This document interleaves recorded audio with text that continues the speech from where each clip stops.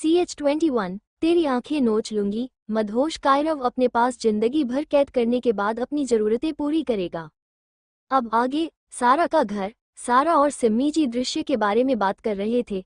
हाँ हम कल जाएंगे, हमारे दिल को बहुत सुकून मिलता है वहां जाकर। उनका ध्यान नहीं होता हारू के ऊपर जो उनकी बात सुन चुका था। भाई की याद आ रही है। इतना कहते हुए हारू सोफे पर बैठने वाला था, मगर इतना टेस्टी खाना देख सारा को तालाब के पास एक बेंच पर बैठाते हुए खाना सर्व करते हुए कहता है, क्या हुआ बिल्ली, आज इतनी शांत क्यों है? फिर सारा के मायूस चेहरे को अपने हाथों में थाम शांति से कहता है, कल मैं भी आऊंगा दृश्य भाई के पास। सारा रोते हुए खाना खा रही थी जो देख हारू उसके आंसू पोंछते हुए कहता है, कितनी रोतलू है तू। तुझे याद है स्कूल जाते वक्त तुझे बहुत रोना आता था, कहीं बच्चे तुझे बुली ना करे, इसलिए अपनी बैग भारी होने का बहाना देती थी। फिर तुम पूरे रास्ते मेरी बैग अपने हाथों में पकड़ते थे। सारा बोली हारू की ओर देखते हुए हल्का मुस्कुराते हुए। सारा की इतनी प्यारी मुस्कान में हारू कहीं खो जाता है। उसे वो दिन याद आता है जब सारा रोते हुए किताब पढ़ रही थी और हारू उसकी बैग पकड़े हुए था पूरे रास्ते। दोनों की प्यारी सी फोटो देखना चाहोगे? हारू को थोड़ा बुरा भी लगता था। पिछले 3 सालों से वो हॉस्टल में रहता था, जिसकी वजह सारा और दृश्य की करीबी थी। हारू कभी अपने जज्बात समझ नहीं पाया। आखिर क्यों उसे अपने भाई और सारा को साथ देख इतना बुरा लगता था कि उसने सारा के बारे में बिना एक बार सोचे हॉस्टल शिफ्ट हो गया। अपने सामने सारा का मुलायम हाथ देख हारू खाने का बाइट लेते हुए सारा को काट लेता है, जो देख सारा रोनी शक्ल बना लेती है। जीनी दिदू कहाँ गई, सुबह से दिखाई नहीं दी? सारा बोली परेशान होते हुए, जो सुन हारू शांति से कहता है, कॉलेज गई है, पक्का वहाँ किसी का कांड करके आएगी। जो सुन सारा भी खिलखिलाकर हंसती है। वैसे वो वीडियो कॉलेज वेबसाइट और हर किसी के फ़ोन से बड़ी जल्दी डिलीट हो गई। कॉलेज में कोई उस बारे में बात तक नहीं कर रहा। चल अच्छा है, हारू बोला तालाब में पत्थर फेंकते हुए। ऐसे ही थोड़ी देर दोनों बात करते हैं, तभी सारा आराम करने की सोच सो जाती है, क्योंकि कल उन्हें दृश्य के पास जाना था।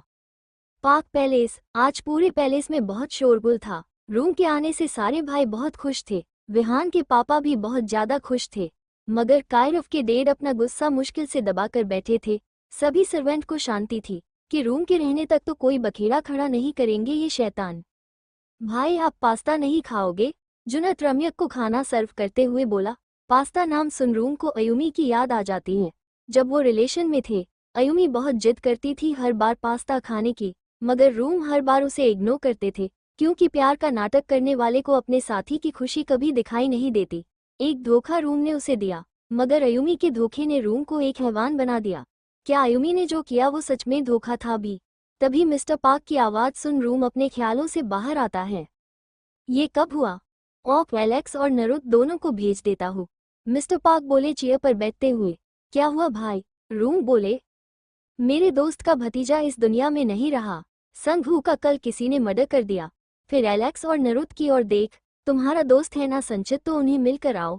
हमारी यूनिवर्सिटी के हॉस्पिटल में उसकी डेड बॉडी है। जुनत से कुछ कहने की उनकी इच्छा तो होती है, मगर उसका डेविल मोड ऑन ना हो जाए इसलिए चुपचाप खाना खाने लगते हैं। मिस्टर पार्क और रिक्षित के डेड बहुत अच्छे बिजनेस पार्टनर हैं, साथ ही उनके फैमिली रिलेशन भी बहुत ज़्यादा अच्छे हैं। विहान और रिक्षित एक वक्त पर एक दूसरे के लिए जान देने को तैयार थे, मगर आज उन्हें एक दूसरे की शक्ल देखना तक पसंद नहीं था। यूनिवर्सिटी में आए दिन उनके झगड़े होते हैं।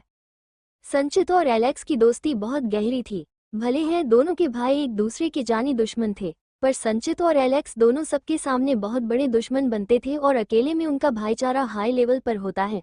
खाना खाकर एलेक्स और नरुत दोनों जल्दी से यूनिवर्सिटी के लिए निकल जाते हैं। भाई उस दिन हमारा टेंडर कैसे चोरी हो गया? रूम शांति से बोले। उस पैंडर नाम के शैतान ने पता नहीं कैसे हमारा सिक्योरिटी सिस्टम हैक कर लिया, मिस्टर पार्क बौखलाए आवाज में बोले। मगर गौर करने की बात यह है बड़े पापा, आखिर उसी दिन क्यों उसने टेंडर छिना? मतलब पहले भी बहुत मौके होंगे ना उसके पास? जुनत गहरी सोच में डूबते हुए बोला। मिस्टर पार्क भी सोच में पड़ जाते हैं, आखिर इस पैंडर के बच्चे ने उसी दिन क्यों टेंडर चुराया? उस दिन तो मिस्टर पार्क सियोल यूनिवर्सिटी जाने वाले थे फंक्शन अटेंड करने, उनका वक्त बर्बाद करके पैंडर को क्या फायदा हो सकता है? वही एक डार्क रूम में, उस बड़े से रूम में जहां चारों ओर बड़ी सी कंप्यूटर स्क्रीन लगी थी। पैंडा एक वीडियो देखकर मिस्टर पार्क की फोटो पर क्रॉस का निशान बनाते हुए उस वीडियो के नीचे कुछ डिस्क्रिप्शन लिखते हुए वीडियो प्ले करता है जहां मिस्टर पार्क का सेक्रेटरी किसी आदमी के साथ इलीगल कॉन्ट्रैक्ट साइन करने की बात कर रहा था।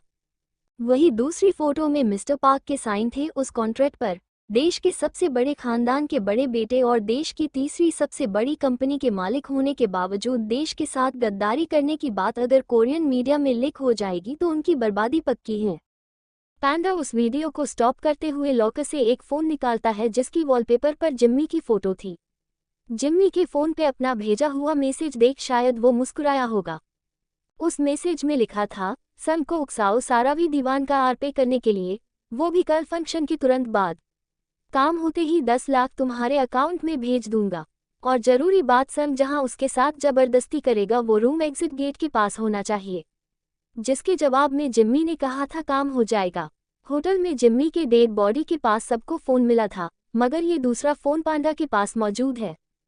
कायरव का ऑफिस।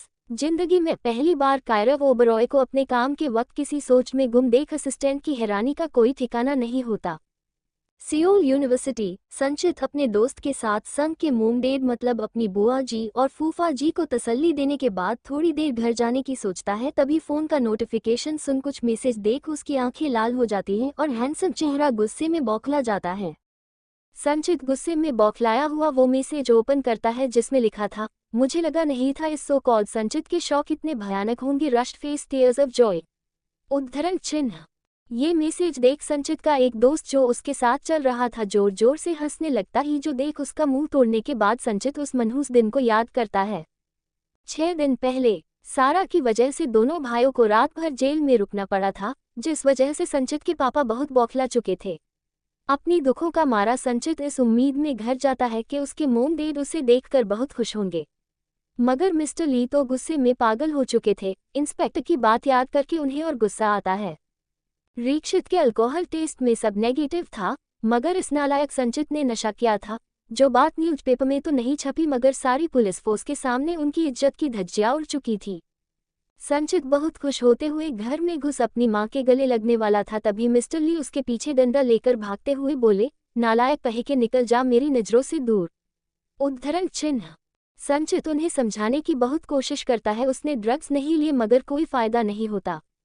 मिस्टर ली बोले, तू किसी काम का नहीं है, निकम्मा है, बस मेरे टुकड़ों पर पलता है। बस यही सुन संचित का ईगो हट होता है और वो गुस्से में अपने क्रेडिट कार्ड फेंकते हुए बोला, रख लीजिए अपने क्रेडिट कार्ड। उद्धरण चिन्ह। संचित को जाता देख उसके डैड बोले, बेटा जिस गाड़ी से तू जाएगा वो भी मेरे पैसों की है। जो सुन संचित गाड़ी की चाबी गुस्से में फेंकते हुए गुस्से में निकलने वाला था, तभी बेटे ये लाखों के कपड़े भी मेरे ही पैसों के हैं। संचित की मां चिढ़ते हुए बोली, बच्चा है ना। जो सुन मिस्टर ली अपनी खूंखार आंखें दिखाते हैं तो वो जल्दी पीछे हो जाती हैं। संचित अपने कपड़े उतार देता है, अपनी छोटी शॉर्ट्स की ओर इशारा करते हुए बोला, ये मुझे अपने जिगरी यार एलेक्स ने गिफ्ट किया है, समझे आप, अब मुझे आपकी कोई जरूरत नहीं। उद्धरण चिन्ह। इतना कह वो गुस्से में घर से निकल जाता है, मगर एग्जिट गेट के पास जाते ही उसे एहसास होता है, शेया रश्ड फेस में इन शॉर्ट्स में कहाँ जाऊंगा। वही दूसरी और जीनी अपनी दोस्त के साथ कुछ बात कर रही थी, तभी वो लड़की जीनी के इंस्टाग्राम अकाउंट की पोस्ट देख खिलखिलाकर हंसते हुए बोली, यार ये कितना हॉट है, मगर इसके शौक बहुत अजीब हैं। जो सुन जीनी अपनी अपलोड की हुई पोस्ट देख ठहाका मारते हुए उस दिन को याद करती है। फ्लैशबैक। जीनी उस दिन शिवी के पास नोट्स लेने गई थी, मगर अपने सामने किसी लड़के को पिकाचू वाले इतने छोटे शॉर्ट्स में देख उसकी हैरानी का कोई ठिकाना नहीं होता। जीनी ने शिवी के भाइयों को अब तक देखा नहीं था, उसे लगा कोई आवारा लड़का है। वही संचित तो अपनी सोच में गुम था, अब कहाँ जाए इतने छोटे शॉर्ट्स में। 3-4 बार फोटो क्लिक होने की आवाज़ सुन उसकी नज़र एक बहुत प्यारी लड़की पर जाती है, जिसे वो बहुत अजीब भाव लिए घूर रहा था, मगर ये महसूस होते ही कि जीनी क्या कर रही है, संचित चिल्लाया, ए लड़की फोटो डिलीट कर। उद्धरण चिन्ह। जीनी हंसते हंसते भागते हुए बोली, बिल्कुल नहीं आवारा लड़के, तुम्हारे शॉर्ट्स बहुत प्यारे हैं, इनका दीदार तो हर किसी को करना चाहिए, और ये पिकाचू बहुत प्यारा है। संचित चिल्लाया, मैं तुझे जान से मार दूंगा लड़की, फोटो डिलीट कर। संचित को अपने इतना पास आता देख जीनी समझ जाती है ये लड़का जरूर फोटो डिलीट कर देगा। उसने जल्दबाजी में फोटो गलती से अपने सोशल मीडिया पर अपलोड कर दी, जिस बात की भनक तक संचित को नहीं होती। जीनी के फोन से फोटो डिलीट करने के बाद संचित उसे डराते हुए बोला, the Pikachu printed on my shorts is too cute baby doll, but the Pikachu behind that Pikachu is very dangerous, you can't tolerate that. मेरी शॉर्ट्स पर बना पिकाचू बहुत क्यूट है, मगर उसके नीचे वाला बहुत डरावना, जिसे तुम बर्दाश्त नहीं कर पाओगी बेबी डॉल। इतना कह संचित एक बार जीनी को ऊपर से नीचे तक देखते हुए पैलेस से निकल जाता है, इस बात से अनजान कि जीनी उसकी लंका लगाने वाली है। जीनी बिना देरी किए अपनी पोस्ट पर बड़े ही फनी कैप्शन डाल रिपोस्ट करती है। घर के बाहर निकलते ही स्ट्रीट डॉग्स संचित के आधे अधूरे कपड़े देख बेचारे को चोर समझ उसके पीछे पड़ गए थे। बड़ी मुश्किल से खुद की जान बचाकर बेचारा एलेक्स के पास पहुंचा था। जीनी को भी बाद में शिवी से पता चला था, वो पिकाचू वाला कार्टून कोई और नहीं शिवी का 2 नंबर वाला भाई है। जीनी ये सब याद करते हुए हंस रही थी, तभी उसकी नज़र सामने से आते हुए संचित पर पड़ती है। ओ, ये तो वही पिकाचू वाला सेक्सी लड़का है, जीनी की दोस्त चिल्लाए, जिसकी आवाज़ सुन संचित अपने सामने उसकी लंका लगाने वाली लड़की को देख चौंकता कम और गुस्सा ज्यादा होते हुए बोला, मैं तेरी जान ले लूंगा लड़की। उद्धरण चिन्ह। पिकाचू वाले शैतान को अपने और इतने गुस्से में भागता देख जीनी बहुत डर जाती है, क्या पता ये लड़का उसकी जान ले ले, इतना सोच वो बिना देरी किए अपनी स्कर्ट संभालते हुए भागने लगी।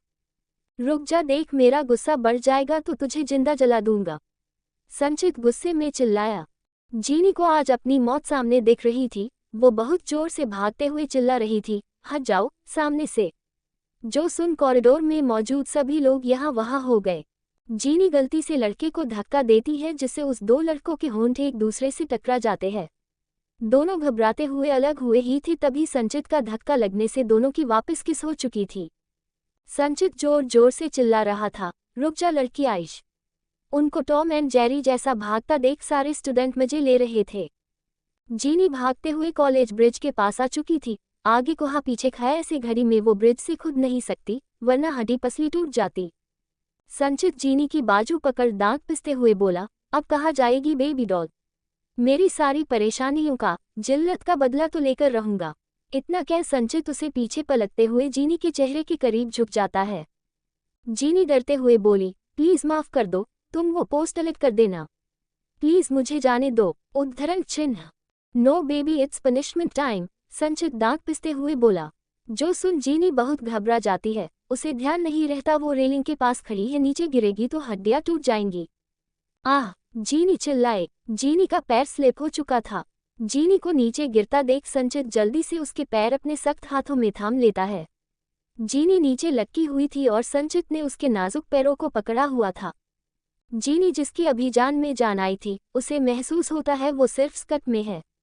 वही संचित अब जाकर नीचे देखता है, जहां जीनी के पिंक कलर की गारमेंट देख अपना थूक गटक लेता है। युपर वर्ड, नीचे मत देखना, जीनी अपनी स्कर्ट हाथों से ढकते हुए जोर से चिल्लाई।